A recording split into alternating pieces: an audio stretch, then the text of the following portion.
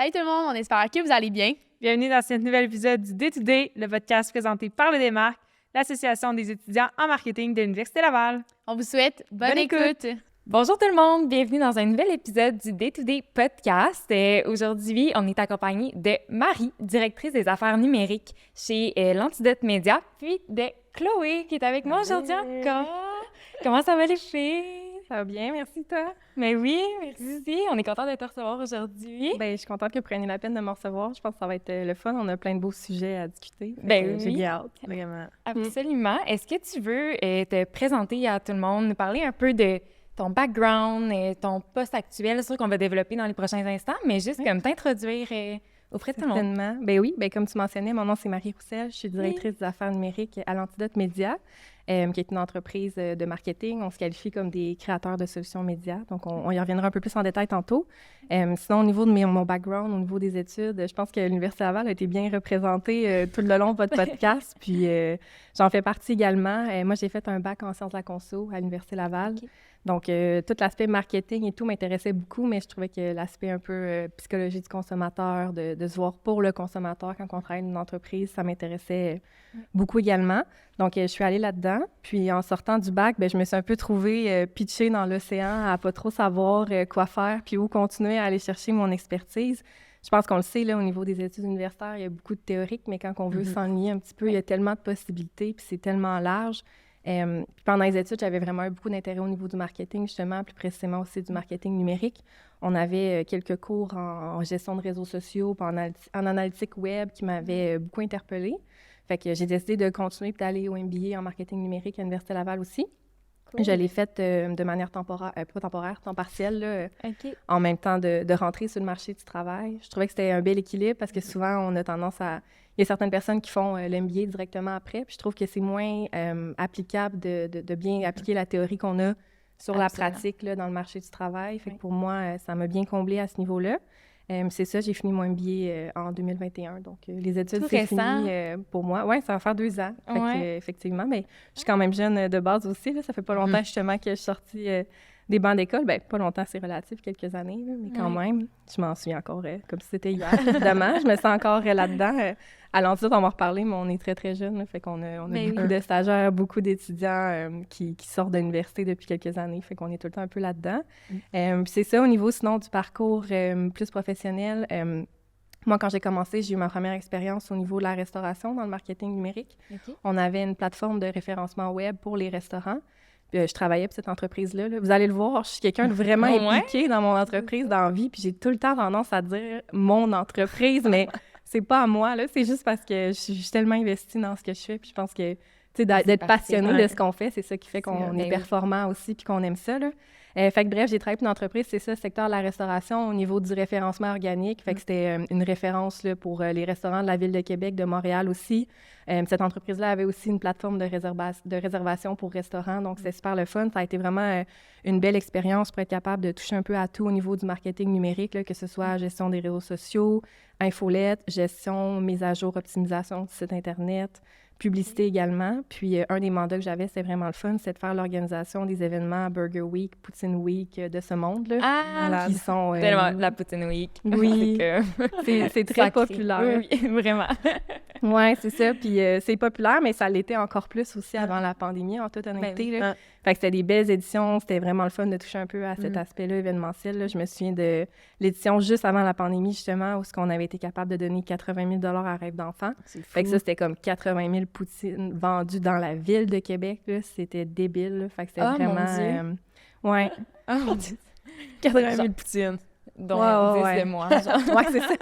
Oui, hein, ça y va à cette semaine-là. Oui. On veut toutes les essayer, là. C'est ça. Fait que c'est vraiment une belle première expérience. J'ai vraiment beaucoup appris. Puis naturellement, la pandémie a fait en sorte que dans la restauration, ça n'a pas bien été. Fait que ça m'a permis de prendre un petit moment pour me repositionner. Puis c'est ce qui a fait en sorte qu'en 2020, je suis arrivée à l'Antidote Média, à la base comme coordonnatrice aux communications au niveau des plateformes internes.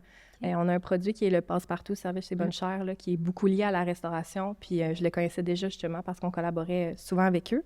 Donc, je suis arrivée cordeau des plateformes, donc le quoi faire aussi dont on va parler tantôt, toute la promotion au niveau marketing numérique de ces plateformes-là. Puis quelques semaines après, là, on m'a offert la possibilité de m'occuper de la direction du département numérique.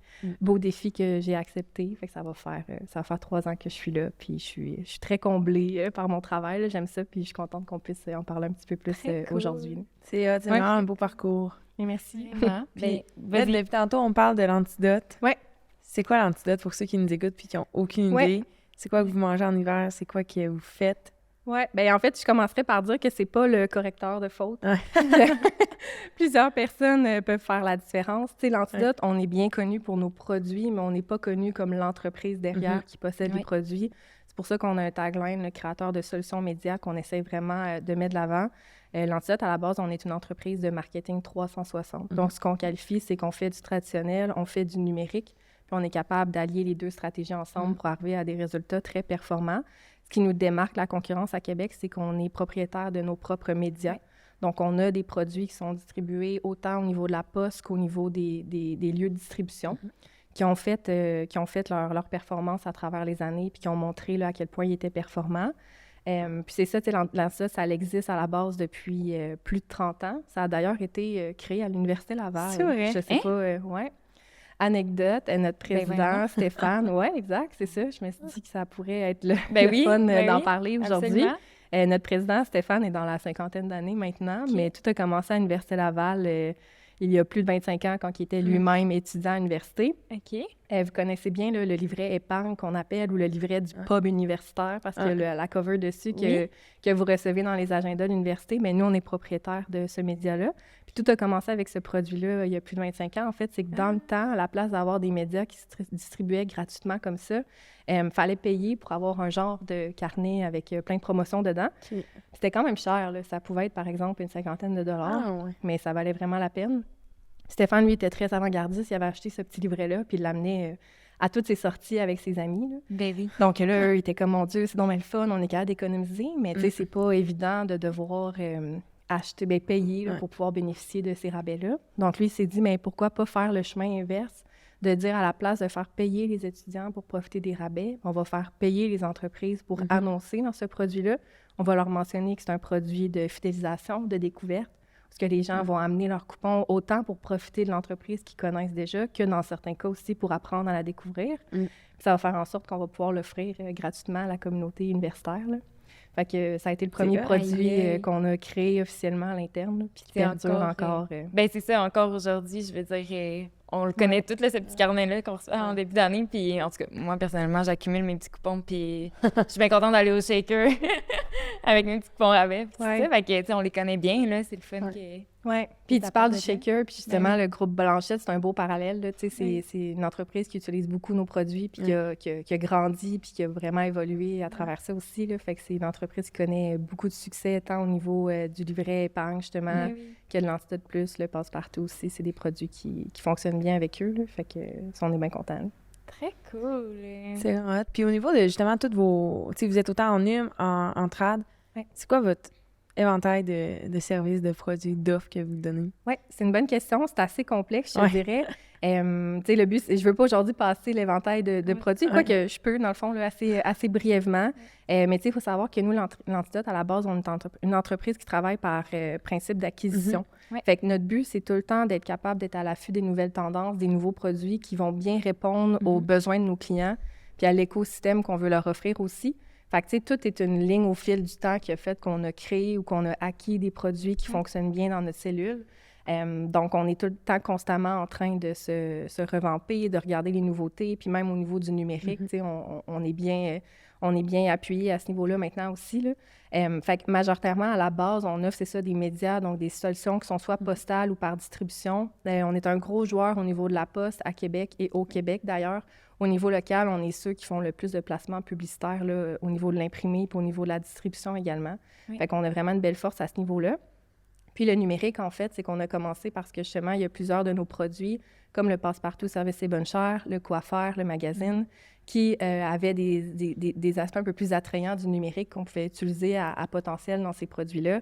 Par exemple, le Passe-Partout, bien, on a aussi une infolette avec 130 000 abonnés qui, eux, s'abonnent puis vont sur le site pour voir les coupons. Fait que, tu sais, le produit imprimé, il reste, il est là une fois par année, mais ça, on est capable de l'offrir sur une plateforme aussi. On est capable de mettre à jour les coupons puis de suivre la tendance. Fait que tous ces petits plus-là que le numérique a apporté a fait qu'on est venu à l'idée de déployer ce type de canal-là aussi au niveau de nos produits à nous.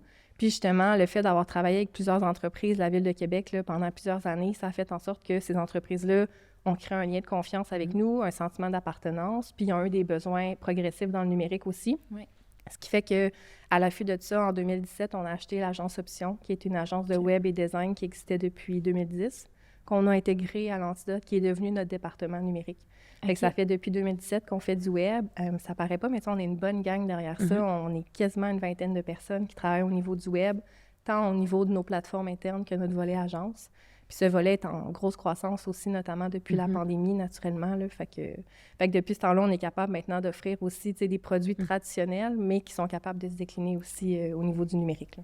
Puis qui sont à jour, là, justement, puis qui s'adaptent aux nouvelles réalités, puis tout ça. C'est quand même...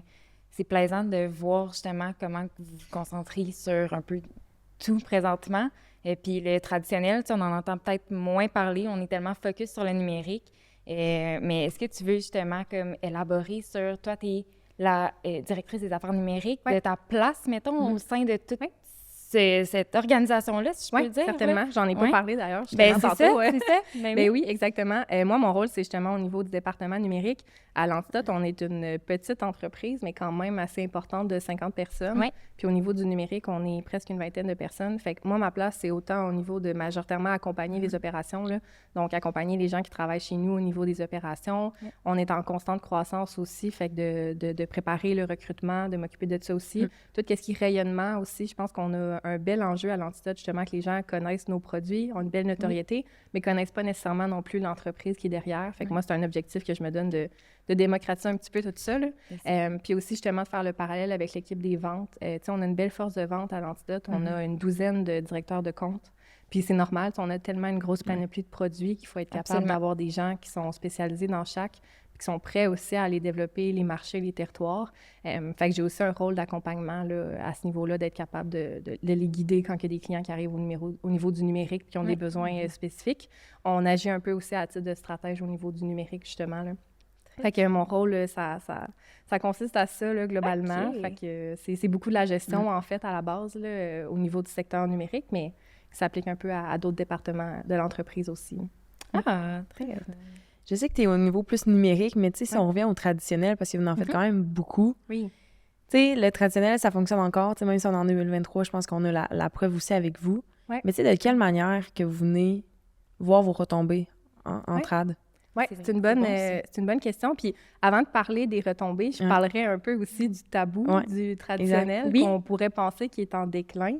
Je pense qu'on le voit avec certains médias qui se transforment, par exemple la radio, les journaux aussi, où ils sont de plus en plus consultés en ligne. Puis la raison derrière ça, c'est qu'on est capable de trouver des outils numériques qui répondent à ces besoins-là. Par exemple, le podcast, c'est un bon exemple.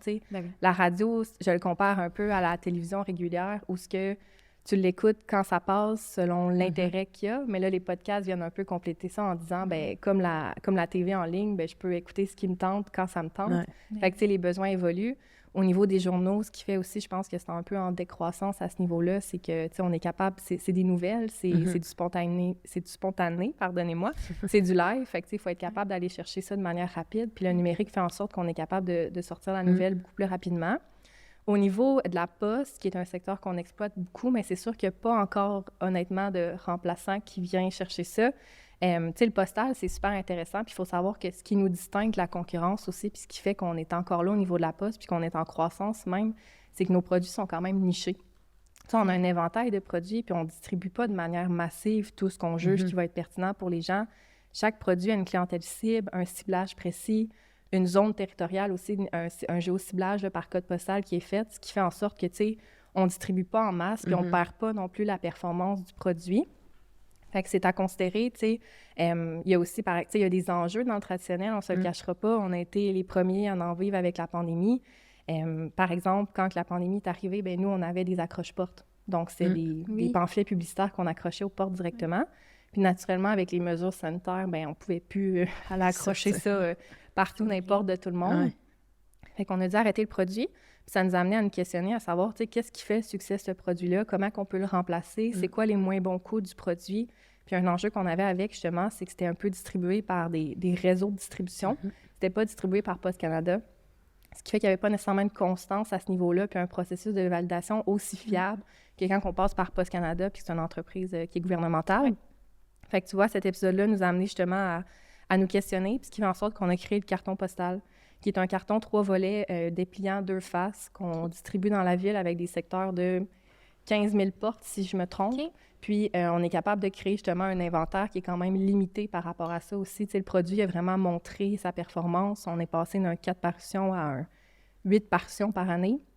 Mais on est quand même capable, à un certain point aussi, de limiter l'inventaire pour s'assurer que les clients qui ont une performance avec le produit, bien que, tu sais, ils ne soient pas impactés par le fait qu'on veut l'exploiter de manière plus volumineuse. Puis, justement, on est tout le temps à l'affût de se dire, bien, si un produit marche, à la place de le rendre à grande échelle, on va le diviser en secteurs plus distincts. Fait que, tu sais, par exemple, ce principe-là de carton postal qui était distribué dans des secteurs précis de la ville, bien, on en a fait 4 déclinés. On a fait un volet VIP avec des maisons où les revenus familiales sont beaucoup plus élevés. J'allais te demander comment vous faites ce ciblage-là, justement. Tu es en train de répondre à la question. C'est pas mon champ d'expertise, naturellement, mais avec Post Canada, on est quand même capable d'aller chercher des informations sociodémographiques sur les portes. Puis on est capable de faire des conclusions au niveau des lots, de dire tel code postaux ont un type de clientèle qui rejoint tel secteur. Par exemple, justement, les revenus moyens, l'âge, si c'est un secteur commercial ou résidentiel, s'il y a des familles aussi. Fait que c'est sûr qu'on a quand même une certaine limitation. On peut aller chercher beaucoup plus d'informations au niveau du numérique, au niveau de ce ciblage-là. Mais quand même, ça nous permet justement de segmenter un petit peu des clientèles plus précises. Ce qui fait que justement, pour ce produit-là, bien, tu sais, carton VIP avec des salaires beaucoup plus élevés, carton commercial pour aller rejoindre directement les entreprises. On a aussi fait un carton 50 ans et plus pour aller chercher une clientèle qui est un peu plus vieille, puis un carton famille aussi pour aller répondre à une demande à ce niveau-là. Fait que c'est un bon exemple que, tu sais, même s'il y a certains endroits du traditionnel qui sont en déclin ou en enjeu, mais d'ordre général, le traditionnel n'est pas mort et loin de là. Il y a beaucoup de secteurs en effervescence. Preuve vivante, là. Ben oui, exact. Ouais. Vraiment. Vraiment. Puis, une autre histoire par rapport à ça, c'est aussi Le Coiffeur à Québec, par exemple. Que lui, c'est un magazine qui était distribué dans des points de contact. Même chose, pandémie arrive, ben, on n'est plus capable de distribuer. Donc, on a stoppé l'apparition du magazine, je pense, pendant un bon 2 ans. La première édition s'est faite en mars l'année dernière. Puis pendant ce temps-là, ça nous a permis justement de revoir le positionnement stratégique du produit, c'est quoi nos objectifs par rapport à lui. On lui a refait une image de marque, un nouveau magazine au complet, des nouveaux gabarits. Mais on s'est aussi dit, tu sais, justement, le magazine, c'est super intéressant, mais on veut être capable d'avoir du contenu de qualité, du contenu qui est pertinent avec une distribution là, qui est continue quand même. Puis on voulait justement être capable de promouvoir ce produit-là plus à l'échelle de la province, ce qui fait en sorte qu'on a diminué nos parutions. Fait qu'à la place de faire 12 parutions par année, ce qui était une parution par mois, bien, on est rendu à 4 parutions par année au niveau des saisons. Puis ça nous permet d'avoir du contenu qui est de meilleure qualité, d'aller chercher des partenaires de plus grande importance, puis de aussi être capable de faire une progression vers l'échelle de la province là, qui va se faire un jour à la fois. C'est ça que je suis en train de dire. Là, présentement, c'est quoi faire à Québec. Oui, bien... Ça va changer... On est officiellement le coiffeur, mais puis on n'est pas des coiffeurs, parce que ça arrive vraiment souvent, fun fact, on dit on est le coiffeur, puis là, le monde sont comme des coiffeurs. Ah ouais, c'est possible. Ouais. Fait que c'est sûr que le coiffeur à Québec venait un peu renforcer le fait qu'on ne fait pas des coupes de cheveux. Exact. Mais c'est très récent là, qu'on se qualifie comme le coiffeur seulement, justement, pour être capable de ne pas se limiter à ce niveau-là. On veut se propager à l'échelle de la province, on veut le faire de manière progressive. On a d'ailleurs un projet de van que là, je ne sais pas si on va en parler directement. On peut en parler là. Moi, je trouve que c'est un bon moment. La van, c'est quoi que c'est? En fait, d'abord, c'est quoi le coiffeur? Puis après ça, peut-être qu'on pourrait... C'est un bon point. Évidemment, nous, on pense qu'on sait tout ça. On sait tout ça, c'est ça. Oui. Bien, le coiffeur, à la base, ça retourne de longtemps. Là, c'était le Québec Scope. Fait que c'était un magazine qu'on n'a toutes pas connu ici. Là. Je pense qu'il fallait être un peu plus vieux que nous pour le voir, qui était lié à l'événementiel, à la nouveauté, l'actualité qui se passait à Québec. Puis, parallèlement, il y a un site aussi qui s'appelle Le Coiffeur à Québec, qui est une ressource là, directement là, d'événements au point de vue du référencement. Là, donc, les gens cherchent des activités à faire, puis on sort à ce niveau-là. Donc, nous, on a fait l'acquisition du Québec Scope et du Quoi faire à Québec par la suite, qu'on a mergé ensemble là, pour faire le Quoi faire à Québec. Puis, en 2021, on a fait l'acquisition aussi du Voilà Québec, qui était un compétiteur à ce niveau-là, où ce qu'on a décidé justement que là, on commençait à être bien représenté au niveau de la Ville de Québec, là, donc c'était le temps d'aller en province. Mais c'est ça, fait que globalement, c'est une ressource d'événements, activités. Notre grosse clientèle cible, c'est naturellement les familles.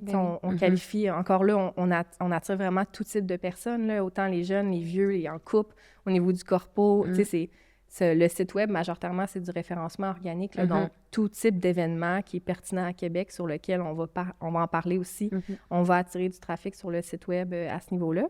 Mais c'est ça, c'est une clientèle très, très large. Puis le projet Van, en fait, si on peut en venir à là, ça répondait à la base à un besoin aussi au niveau opérationnel. Avec la distribution des magazines, on n'avait pas le choix de se reprendre une vanne de livraison parce qu'on a 200 points de contact qui distribuent le magazine. Fait qu'on a un livreur là, qui fait le tour des points de contact puis qui s'assure que les points sont tout le temps bien alimentés. Donc, on n'avait pas le choix d'avoir un véhicule commercial de livraison. Puis on se disait, tant qu'à y être, tant qu'à faire ça, pourquoi pas pousser le projet un petit peu plus, puis être capable de réunir le lien entre le numérique, entre le traditionnel, au niveau de l'affichage majoritairement publicitaire, puis aussi de nous aider à nous donner un petit coup de pouce au niveau du déploiement des régions. Fait que c'est là que le projet Van est arrivé. Dans le fond, c'est un RAM 2500 là, qui est converti, qui est converti en campeur à l'intérieur, qu'on utilise aussi pour, comme véhicule de livraison. Puis il est tout lettré aux couleurs du Quoi faire. C'est notre projet Explore Québec, donc avec plusieurs partenaires, dont La Tulipe, RAM, Sprint. J'en oublie certainement, là, mais on fait, c'est ça, on fait le tour du Québec pour découvrir les spots, les endroits à visiter, avec notre animatrice Mégane Labrec. Puis quand on dit que justement ça fait un bon lien traditionnel numérique, bien c'est sûr que on est présent au niveau terrain avec ce véhicule-là, mais la majorité des capsules se déploient au niveau du web, donc sur notre page Facebook, dans notre infolette, sur le site web aussi. Fait que c'est un beau projet qui allie un peu plusieurs objectifs, mais qui attire beaucoup aussi l'attention, je pense, là, sur l'entreprise. Là. Vraiment. Je trouve ça vraiment hot, moi, ce projet-là. Puis je trouve que justement, ça s'appuie bien dans votre objectif d'être provincial. Oui. C'est vraiment hot, là. Ouais. Ça fit. Puis, tu sais, c'est ça, c'est la première année. Fait qu'on était en projet pilote. Puis c'est sûr que la vanne, c'est un véhicule 4 saisons, mais 4 saisons, c'est un grand mot. J'imagine que l'été, ça doit peut-être plus rouler. C'est ça, exact. Puis le projet, on l'a commencé en fin août, début septembre l'année dernière. Fait qu'il y a vraiment un plan de déploiement qui va être plus accru là, au niveau du printemps. Puis de manière générale aussi, le Quoi faire, sa saison forte, c'est sûr que c'est l'été. Là. C'est là où le monde, ils veulent sortir, faire quelque chose. La semaine de relâche, puis le temps des fêtes, c'est aussi des périodes très fortes pour nous. Là. Mais c'est sûr que c'est à ce temps-là de l'année que les gens veulent promouvoir les activités qu'il y a, puis que les gens sont intéressés aussi à en apprendre un peu plus. Là. Je sais pas c'est quoi, mais tu sais, là, tantôt, tu avais parlé que le Quoi faire, la clientèle cible, c'est vraiment les familles, mais il doit quand même avoir aussi beaucoup de touristes. Touristes? Oui. Je sais pas, mais on dirait que dans ma tête, je pense à eux. Là.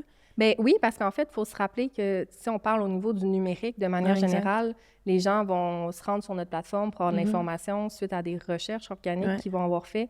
Fait qu'ils soient à Québec ou non, c'est sûr qu'ils ont un bel intérêt. Si je me trompe pas, au niveau de nos statistiques pour le web, on parle d'une clientèle locale quand même de 60% puis d'une clientèle touristique de 40%. Fait que ça montre quand même que la force à Québec est bien établie puis que les gens connaissent bien la plateforme. Mais il y a quand même beaucoup de gens de Montréal majoritairement qui viennent sur la plateforme. Mais on se tient quand même au niveau provincial là, pour le moment. Là. Puis on veut aussi être réaliste par rapport à notre déploiement. Là. Fait que c'est pas prévu dans un court temps d'aller ailleurs. Là. Mais c'est quand même beaucoup plus l'échelle locale là, qui tire du jus au niveau de la plateforme. Mais il y a quand même... un bon 40% quand même, mais je suis quand même surprise. C'est le fun. Oui, exact. Pour vous. Puis ça me fait penser que j'ai pas répondu à ta question de comment mesurer le traditionnel. Oui, bien, c'est pas grave. On fait des vagues mais on peut replonger là-dedans. Ben, je trouve ça vraiment intéressant parce que je pense que c'est un point qui doit être adressé. Là, le monde, il se demande souvent justement comment on fait ça. C'est sûr que, tu sais, à la base, si on veut aller en objectif de conversion, le numérique, c'est sûr que c'est beaucoup plus évident de manière générale. On se le cachera pas, là, on est capable de traquer à un certain point assez troublant, là, les résultats qu'on a sur le web. Mais le traditionnel, il ne faut pas oublier quand même qu'il y a une certaine force associée à ça aussi. Nous, comment on est capable de mesurer des résultats, premièrement, c'est qu'il y a beaucoup de nos produits que c'est des codes promo ou des rabais. Fait que c'est sûr que, mettons, quand on parle de l'Antidote Plus, le livret épargne, le passe-partout, les gens n'ont pas le choix d'amener leur petit coupon au commerce pour être capables d'avoir leur rabais. Fait que quand on parle de restaurants, par exemple, dans leur système de points de caisse, ils sont vraiment capables d'attribuer un coupon, une réclamation, puis de dire à la fin de l'année, votre produit m'a ramené tant de coupons, donc il est très rentable. C'est d'ailleurs un produit, justement, qui est étonnant. Là, on a des restaurants qui sont, par exemple, plus haut de gamme, avec une clientèle plus nichée, qui sont capables d'aller avoir... On a un resto là, qui a 3459 coupons l'année dernière là, qu'il a reçu. Fait que, c'est vraiment, vraiment étonnant. Là. C'est sûr que faut pas généraliser là, le résultat, mais on s'entend qu'on est capable de mesurer vraiment concrètement là, les résultats derrière ça. Sinon, il y a tout le volet aussi des codes QR, naturellement. Avec la pandémie, les gens se sont vraiment habitués aux codes QR, aller au restaurant, scanner ça. Fait que c'est une tendance qu'on a de plus en plus là, à la demande de clients ou à la recommandation selon la situation, de mettre un code QR sur le papier, là, puis de voir justement le nombre de scans pour envoyer vers la landing page un peu plus précisément là, de ce que le client veut promouvoir. On est aussi capable vraiment avec des clients qui ont travaillé depuis de longues dates là, de voir les dates de parution puis de distribution versus l'effet que ça a sur l'augmentation du trafic organique sur les sites web des clients. On a plusieurs clients, par exemple, qui font une distribution périodique avec nous à chaque mois. Exemple, dans le domaine de la construction, puis qu'on est capable, avec le Google Analytics, d'aller voir les recherches organiques, puis qu'on le voit vraiment que pendant 3 jours du mois, soit les 3 jours de la première distribution, il y a une augmentation de recherche organique. Fait que, on est capable de tirer des conclusions à ce niveau-là, que ça a quand même beaucoup de résultats, là.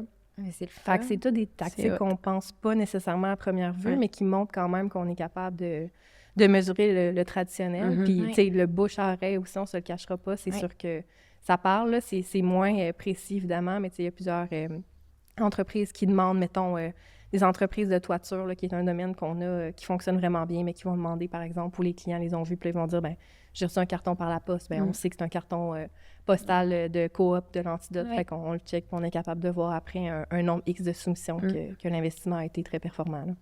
C'est très, très hot. Puis là, on a parlé du coiffeur, on a parlé rapidement du pamphlet tout à l'heure. Est-ce que tu veux comme élaborer sur les différents médias de l'Antidote? Il y a le passe-partout aussi, je crois. Je te laisse la parole à ce niveau-là. Certainement. Ben oui, un média dont on n'a pas parlé, c'est le passe-partout service et bonne chère. Ça, c'est vieux, là, ça existe depuis longtemps, là, plus d'une trentaine d'années. C'est pas nous qui sommes créateurs de ce produit-là. On en a fait de l'acquisition il y a plusieurs années. Mais en fait, ça a aussi comme but de regrouper justement plusieurs économies au niveau de la restauration. Mais à la place de parler à une clientèle justement qui est plus étudiante, comme le livret épargne, on va parler à une clientèle qui est un peu plus haut de gamme. Fait qu'on n'exclut pas certains types de restaurants, mais on priorise des gens avec un salaire moyen un peu plus élevé pour ce type de placement-là. Je pense que le passe-partout, il est bien connu à Québec. Là. Souvent, même moi, j'ai grandi avec. C'est comme un peu le page jaune version coupon. Là. Nos parents avaient ça à l'entrée, sur le comptoir. On dit tout le temps le monsieur dans son auto, la madame dans sa sacoche. C'est très cliché, mais je pense qu'on a grandi avec ça. Puis, en toute honnêteté, c'est un média qui est encore en très grosse popularité au niveau de la clientèle un peu plus âgée.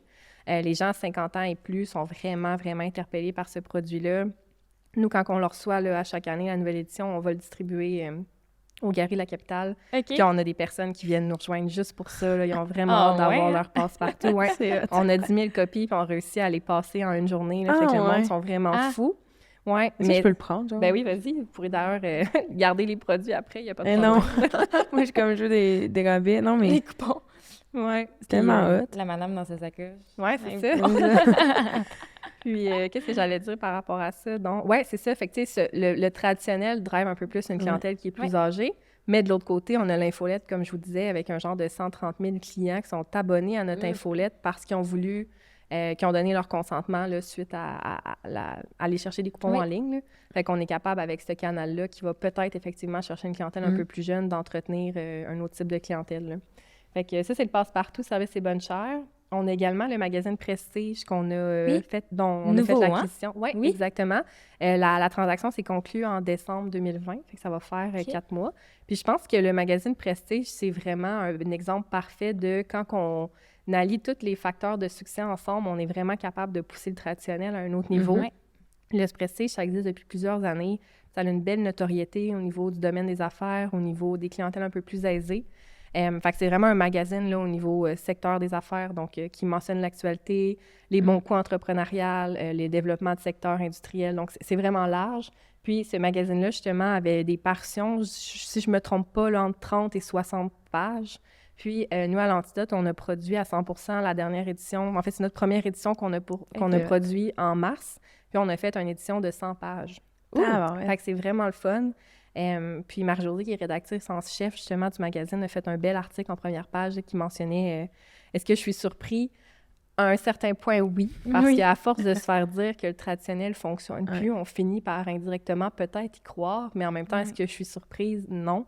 Parce que ça montre qu'une équipe qui a une force de vente incroyable, qui a un certain bassin de clients aussi qui leur font confiance, sont capables, en modulant tout ça, d'amener un produit à un autre niveau, là. Fait que c'est un bon exemple, justement, que le traditionnel n'est pas mort, loin de là. Fait que, c'était une première parution à 100 pages, puis je pense que pour l'édition de mai, on s'en va même vers un 115 pages. On pousse, puis s'il y a des clients qui sont intéressés à embarquer dans le produit, puis qu'on voit que le produit montre des résultats, mais on va... Naturellement, à un moment donné, on va arriver à une limite, là, mais on voit que le produit a encore... c'est ça. C'est un dictionnaire. On voit que le produit a encore du potentiel à se développer à ce niveau-là, là. Fait que ça, c'est pour le prestige. Sinon, ben, tu sais, on a beaucoup de produits papier, là, comme je disais, le carton postal. On fait aussi de la poste solo. Ça, ce que ça veut dire, c'est que si un client veut faire des envois postaux via Poste Canada, puis que ses standards répondent d'une certaine manière à ce que nous, on peut offrir, ben, il peut passer par nous pour avoir une économie d'échelle au niveau du ciblage, au niveau du graphisme, au niveau de la production, au niveau de l'imprimerie, puis au niveau de la distribution. Fait que c'est super intéressant. On a plusieurs produits qu'on peut arrimer en même temps pour que les entreprises soient capables de sauver des coûts à ce niveau-là. Puis également, on a l'Antidote Mobile, qui est une plateforme de coupons en ligne. Ouais, un genre de... Après, je vais m'abonner à tout ça, puis j'ai plein de coupons. Ben oui, exact, c'est ça. L'accro-coupon, là. Moi, je vais devenir la couponing girl. Moi aussi, absolument. Ouais, puis en passant, fun fact, là, mais le peuple québécois, on est des gens qui aiment beaucoup les coupons et l'économie. Je suis pas surprise. Puis c'est ce qui fait aussi, je pense, que la plupart de nos produits ont du succès à ce niveau-là, puis particulièrement encore plus dans un contexte d'inflation puis de récession économique. Là. Je pense que d'avoir des produits qui peuvent apporter une certaine économie monétaire, ben, ça va être super intéressant. T'sais, on le sait, même les circulaires d'épicerie, là, les gens les consultent de plus en plus, puis font attention à ce niveau-là. Fait que ça peut être super intéressant. Mais oui, l'Antidote Mobile, vous irez voir ça. Effectivement, c'est une plateforme qui est peu connue, mais quand on la découvre, là, on a tendance à bien l'aimer. Dans le fond, c'est une plateforme qu'on a rachetée qui avait un autre nom avant, là, d'économie de coupons. Ben pas de coupons, excusez, c'est des rabais de certificats cadeaux. Fait que, par exemple, on va vendre un certificat cadeau qui est à 50 $, qui a une valeur de 100 $. Puis ça, encore là, on ne le comprend pas nécessairement directement, mais c'était dans le but de répondre à un besoin au niveau de notre clientèle, particulièrement en restauration. Donc, des entreprises qui voulaient placer dans nos produits, mais que des fois, faire des déboursés monétaires, c'est un petit peu plus difficile. Donc, on s'est dit, on va faire une pierre deux coups. On va offrir une plateforme transactionnelle. On va piloter ce projet-là. Ça va super bien aller. Mais à deuxième but, en fait, de faire du financement pour nos restaurants. Donc, de dire, si tu n'as pas l'argent pour placer dans nos produits, bien, ça va être intéressant de nous donner ta valeur en certificat cadeau parce qu'on s'entend que la marge de profit du restaurant est beaucoup moins, est pas à 100 %. Là. Par exemple, sa marge va être à 30 %. Fait que ça va plus valoir la peine pour lui de nous donner des certificats cadeaux à une valeur double que nous, on va vendre à 50 % sur notre plateforme. Donc, on va être capable d'aller retirer au final le même investissement monétaire que s'ils nous avaient donné des sous directement. Mais ça va leur permettre justement à eux de se faire connaître, d'aller chercher une clientèle qui achète un certificat cadeau pour la première fois, qui va en restaurant, qui aime l'expérience, qui y retourne. C'est ça. Puis ça va aussi leur apporter un deuxième volet, là, un financement qui va être différent, on va dire, là, pour pouvoir placer des produits chez nous. Fait que ça, c'est super le fun. Puis ça fait en sorte justement qu'on a certaines offres qui sont pas nécessairement ouvertes à tous, puis propagées là, à Québec sur des restaurants un petit peu plus haut de gamme aussi. Fait que c'est une belle plateforme aussi d'économie. Puis là, j'ai vraiment peur d'en oublier un, mais je pense que je suis correcte. Il y a aussi l'Antidote Plus, qui est le petit carnet de coupons aussi un peu plus grand, là, le même format que le coiffeur à Québec qu'on reçoit par la poste. Par le passé, il y avait Fusée qui était sur le cover du produit, fait que les gens le reconnaissaient beaucoup comme ça. OK. Ouais, ben gars, je... C'est pas stressant. On est correct. Hey, moi, je l'ai tellement reçu. OK, oui. Benny oui. Echo, là. Oui, bien, en fait, la oui, cover oui, va, c'est va ça. changer là, OK. selon l'entreprise qui va placer devant. Mais c'est ça, encore là, ça, c'est le même principe. C'est un de nos OK. plus vieux produits qui s'est Ouais. décliné tout de suite après le livret épargne. Quand notre président s'est rendu compte que ça fonctionnait au niveau de la clientèle étudiante de faire un produit coop qu'on appelle ou un produit de regroupement, bien, il s'est dit qu'on serait capable de faire un produit comme ça qui irait directement des boîtes postales aussi pour une clientèle plus large dans tout le secteur de Québec, où on serait capable de faire des micro-secteurs de ciblage. OK. Puis ce produit-là, on s'appuie beaucoup aussi sur le fait qu'il y a beaucoup de restaurants dessus, il y a beaucoup de rabais.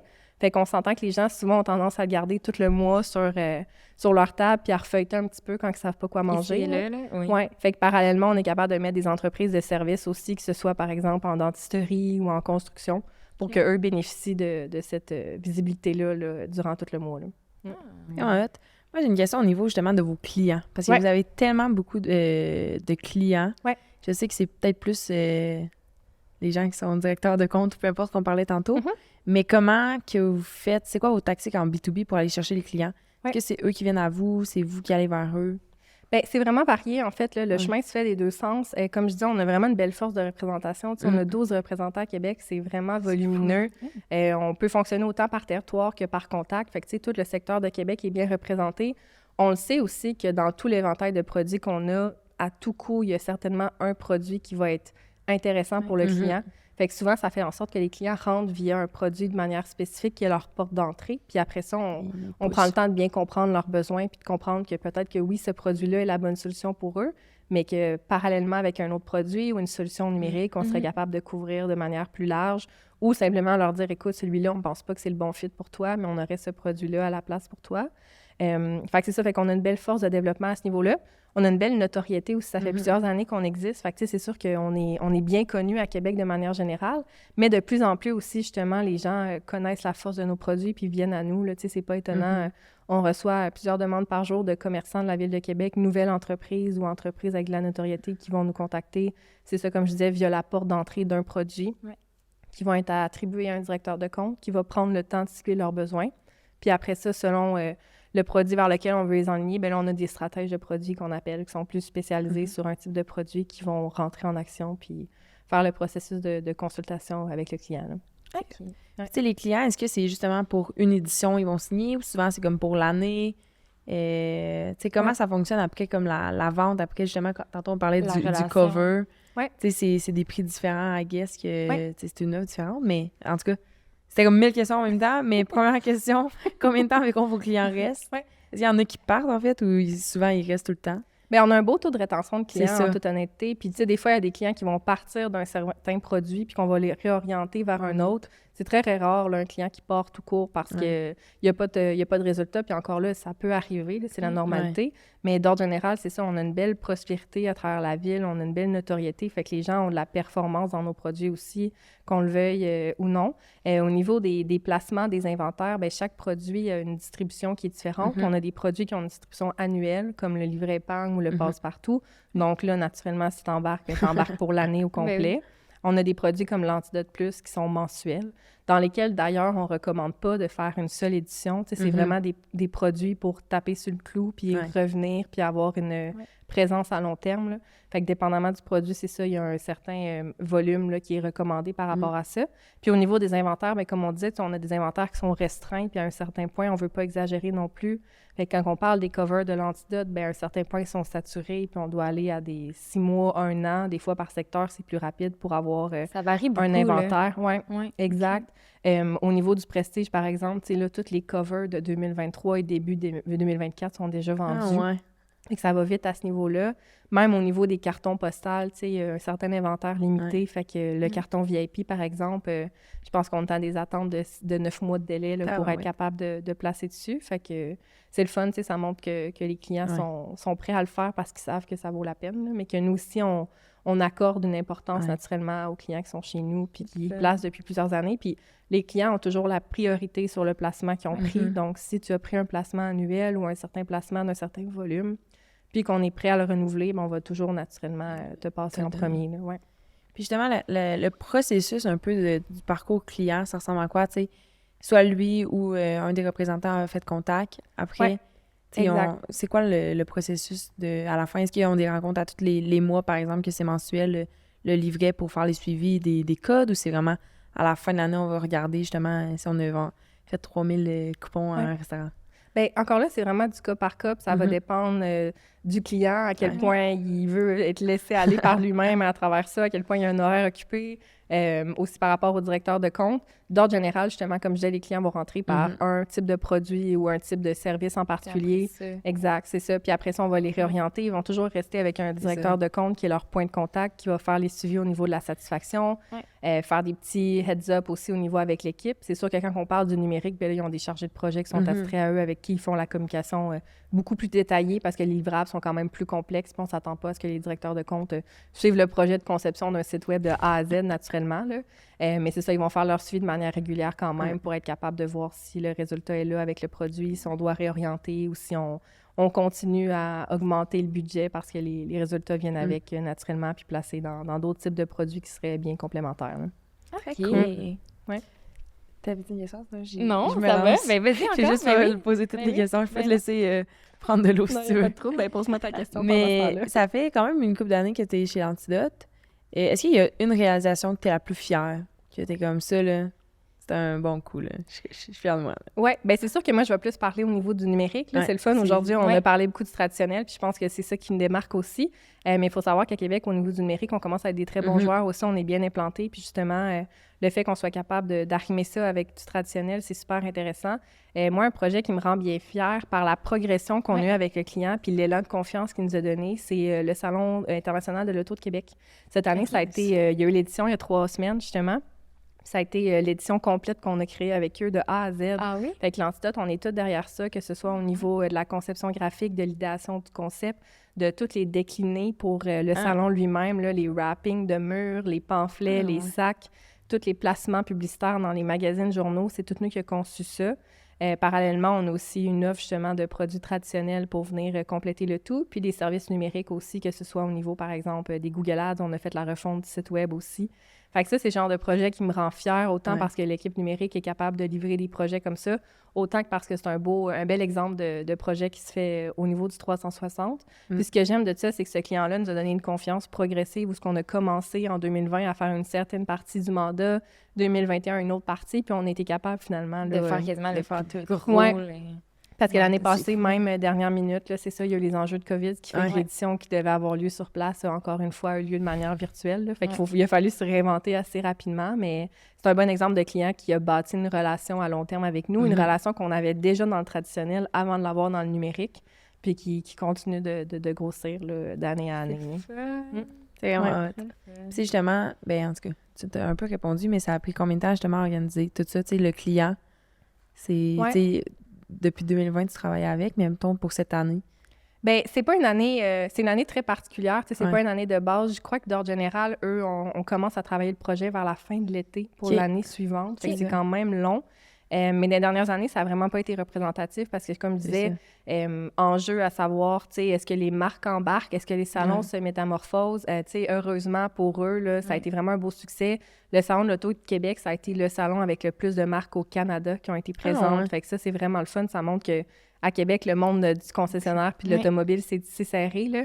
Mais il y a vraiment eu des imprévus à ce niveau-là. Fait que, tu sais, on n'a jamais eu une organisation...